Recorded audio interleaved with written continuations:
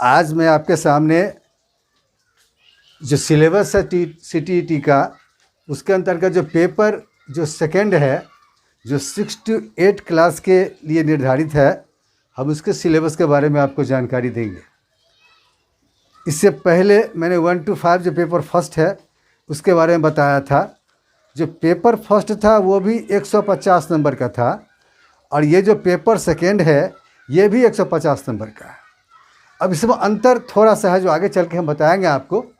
जैसे इससे पहला पेपर है, ये भी चाइल्ड डेवलपमेंट है।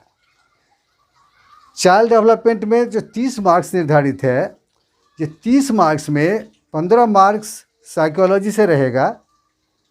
टॉपिक जो है ये विभिन्न प्रकार की किताबों में मिल जाएगी ये आपको। और दूसरा जो है 15 नंबर वो आपको पैडागोगी से रहेगा। फिर दूसरा पेपर जो है language first and language second, जिस प्रकार से 1 to 5 में दोनों लैंग्वेज कंपलसरी था, उसी प्रकार से 6 to 8 में भी ये कंपलसरी है लैंग्वेज फर्स्ट। ये भी 15 नंबर जो है आपको वो किताबों से रहेगा, जो विभिन्न प्रकार के टॉपिक्स हैं उससे रहेगा, और 15 नंबर जो है वो पैडागोगी से रहेगा। फिर जो पेपर थर्ड हमारा है, जो लैंग्वेज सेकेंड हमारा है, ये भी 30 नंबर का होगा। इस 30 नंबर में आपको 15 नंबर फिर आपको किताबों से रहेगा, और 15 नंबर जो है पैडागोगी से रहेगा। अब अंतर जो दोनों के बीच में जो डिफरेंस है वो बताते हैं आपको। ये जो फिर इसके बाद जो चौथा पेपर आता है इसमें, जैसे कि देखिए आप, जिसमें कि साइंस वाले भी रहते हैं, सोशल साइंस वाले भी रहते हैं, कॉमर्स वाले भी रहते हैं, सभी लोग रहते हैं इसमें। उनके लिए देखिए यहाँ पर क्या है कि जो साइंस के हैं खास करके, उनके लिए आपको ये 60 नंबर का रहता है ये पेपर। इस 60 नंबर में 40 नंबर सब्जेक्ट से रहता है, फिजिक्स से, केमिस्ट्री से, बायोलॉजी से, इस सबसे प्रश्न रहते हैं। और जो नेक्स्ट जो 20% बचता है वो पैडागोगी से रहता है। तो 20 मार्क्स पैडागोगी से और 40 मार्क्स बुक्स से। इसकी तैयारी के लिए सबसे बढ़िया तरीका ये है कि आप जो NCERT की जो किताबें हैं उस क्लास विशेष की जिसके लिए आप तैयारी कर रहे हैं, बढ़िया तो ये होगा कि निचली कक्षाओं से लेकर के आप ऊपर की कक्षाओं तक, कम से कम 10वीं कक्षाओं तक का NCERT के बुक का अध्ययन कीजिए। इससे आपको सफलता बड़ी ज़बरदस्त मिलेगी। और फिर अकॉर्डिंग टू सिलेबस जो 150 नंबर का है, 150 नंबर में ये जो 60% मार्क्स हैं, जो मोर देन 90 मार्क्स जो हैं, ये कंपलसरी है आपको उसमें एलिजिबल होने के लिए या आपको इस पर पास करने के लिए।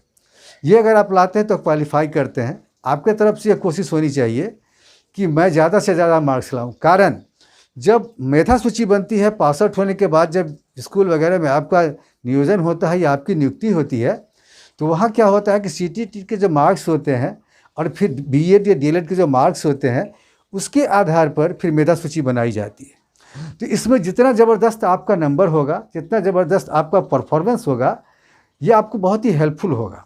एक बात मैं और बताऊं कि ये सबसे ज़्यादा इम्पोर्टेंट ये है कि CTET की तैयारी के लिए जो BEd का जो सिलेबस हमारा है, या जो DLED वगैरह का जो सिलेबस है, या जो 1 to 5 के लिए करते हैं, या जो फिर 6 to 8 के लिए करते हैं, जो सिलेबस DLED और BEd का जो आज का सिलेबस है, मैंने बड़ी गहनता से उसको देखा है कि अगर आप उस सिलेबस को सही प्रकार से ओबे करते हैं, सही प्रकार से उसको आप तैयारी कर लेते हैं, तो CTET में आपकी सफलता का प्रतिशत बहुत ही बढ़ जाएगा।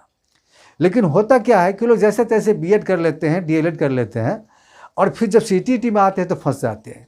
इसलिए ज़रूरत इस बात की है कि आप इस बात पर ध्यान रखें कि जब हम DLED का कोर्स कर रहे हैं या हम BEd का कोर्स कर रहे हैं, तो वहाँ पर हम बढ़िया से तैयारी करें। जब बढ़िया से आप तैयारी करेंगे तो क्या होगा कि CTET तक आते आते इसकी तैयारी करने के दरमियान आप पाएंगे कि आप बहुत सारी बातें हम पहले से जानते हैं। बहुत कम चैप्टर्स ऐसे हैं जो BEd या DLED के सिलेबस में नहीं है। बस कुछ ऐसे ही चैप्टर्स को देखना होगा और फिर रिवीजन करेंगे। और परीक्षा की तैयारी के लिए सबसे बढ़िया उपाय यह है कि आप पासपोर्ट के चक्कर में ना जाएं। मेरा पर्सनल ये सजेशन है। आप विभिन्न प्रकार की जो ऐसी पुस्तकें, जो फूहर किताबें जो बाज़ार में हैं, आप उस पर मत जाएं। आप टेक्स्ट बुक लें, मूल किताब लें, चाहे बाल विकास की किताब हो, चाहे लैंग्वेज की किताब हो। और जैसा कि मैंने बताया अभी आपको कि लैंग्वेज की जो किताबें हैं वो आप एनसीईआरटी किताबों से भी आपका काम चला सकते हैं। कुछ जो खासकर जो ग्रामर का पोर्शन है, वो जो विभिन्न प्रकार के जो ग्रामर्स की किताब हैं, आप उससे उसकी तैयारी कर सकते हैं। इसके अलावे मैं स्वयं यूट्यूब पे मेरा चैनल बहुत दिनों से चल रहा है, और ख़ासकर मैं कोशिश करूँगा कि ये चाहे कि 6 to 8 के हों, चाहे कि वो 1 to 5 के हों, मैं सारे टॉपिक्स पे फोकस करूँगा और आपको बताने की कोशिश करूँगा। फिर आगे हम इसी क्रम को बढ़ाते हुए अपनी बातों को रखें।